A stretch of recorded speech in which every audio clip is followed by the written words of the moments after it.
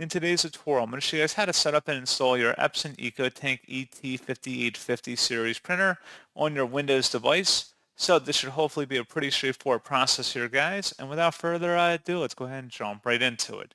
So all you have to do is open up a web browser, and into Google, you want to search for Epson EcoTank ET-5850 support, and you want to search for that. Best result should be an Epson support page. This is Epson ET-5850. Open that up. And then you want to scroll down and select your operating system from the drop-down. Select either Windows or Mac or Linux, whatever your system may be, and then select Go.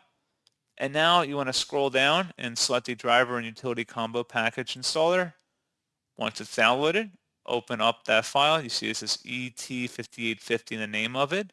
Should be a verified publisher, Epson Inc. Select yes.